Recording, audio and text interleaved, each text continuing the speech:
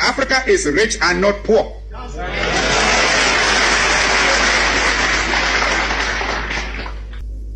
Africa has immense actual and potential wealth: gold, diamond, copper, manganese, bauxite, iron ore, uranium, asbestos, chrome, cobalt, a host of other minerals. Our essential agricultural produce have all been drained away by colonialist imperialism. Africa is far from being poor. It is Africans who are poor, not Africa. And they are poor because of the uncounted profit that has been made out of the exploitation of their labor and their lands.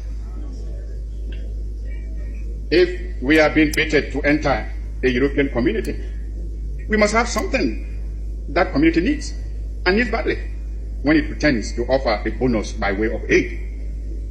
When Greeks come bearing grapes, should we not look them well in the mouth? If I may mix my metaphor. But I'm sure you get my meaning. I raise this point so that it will stay in your minds when you may be tempted by the seductive promises of new colonialism to forget the real character of colonialist imperialism and be persuaded away from your own true interests and those of Africa.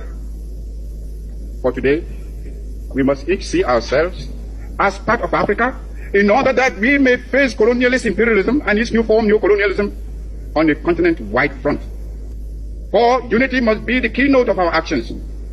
Our enemies are many, and they stand ready to pounce upon and exploit our very weakness. They tell us that this particular person or that particular country has greater or more favorable potentialities than the other.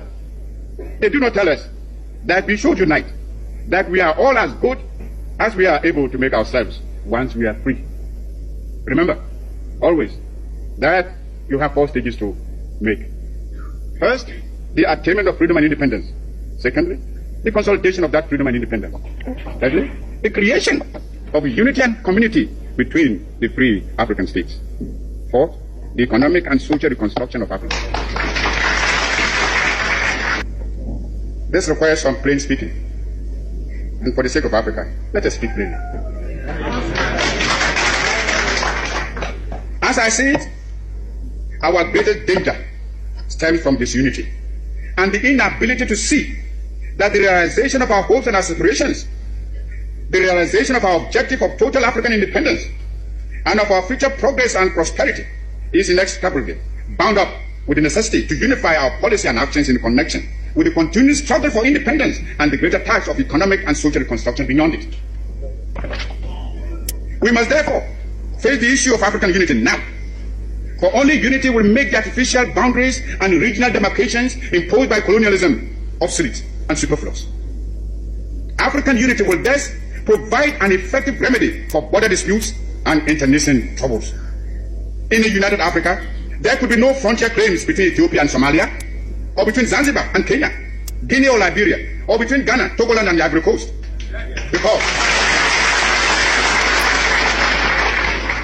Because we would regard ourselves as one great continental family of nations.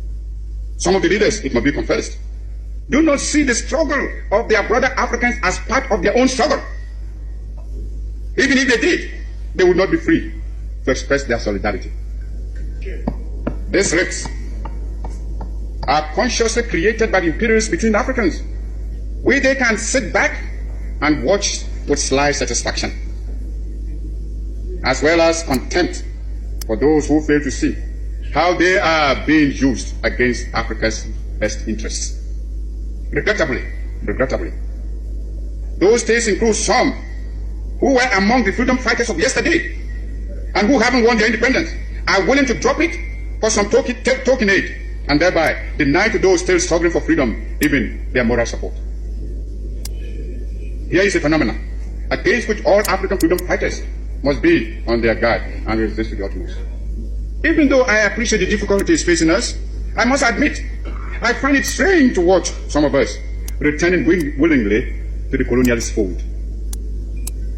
This time, they don't even have the excuse of being forced to subject themselves to foreign domination. It makes one wonder Why so much effort and sacrifice and so many lives were given up to the achievement of independence in the first place, if it can only be so quickly and easily surrendered? We must begin to build immediately our own continental common market. For it is easy for anyone who studies the common market organization closely to realize that the common market is aimed at harnessing the African countries to satisfy the profit loss of the imperialist bloc and to prevent us from following an independent neutralist policy.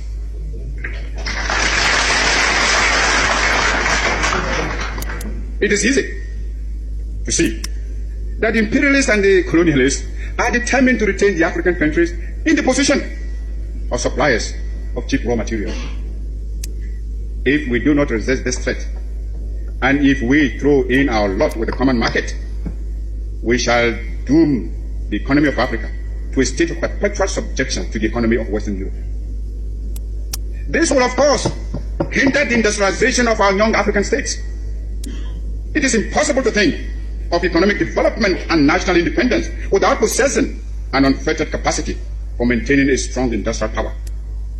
The activities of the common market are therefore fraught with dangerous political and economic consequences for the independent African states.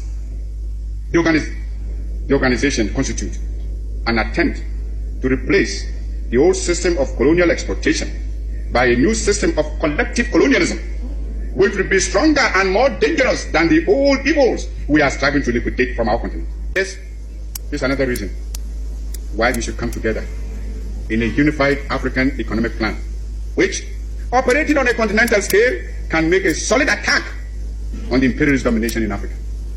We should, without delay, aim at the creation of a joint African military command. There is little wisdom in our present separate effort to build up and maintain defense forces, which in any case would be ineffective in a major world conflict. If we examine this problem realistically, we would ask, which single African state could protect itself against an imperialist aggressor?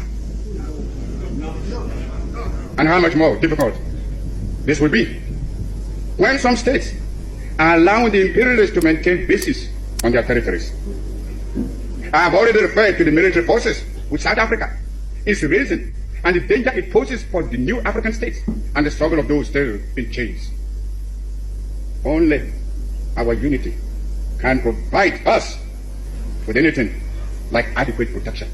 Those problems can best be met within a unified Africa, and it should be possible in the higher reaches of our endeavor to devise a constitutional structure which will secure the objectives I have outlined, and yet preserve the sovereignty of each of the countries joining the Union.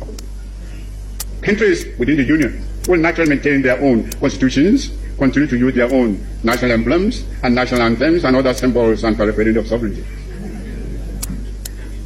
Regional associations and territorial groupings can only be other forms of balkanization unless they are conceived within the framework of a continental union.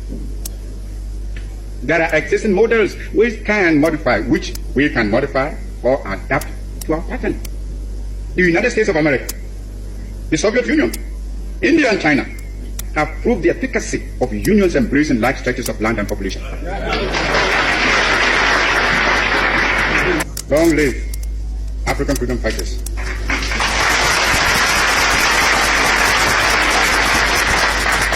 Long live African independence. Long live your struggle. And long live African unity.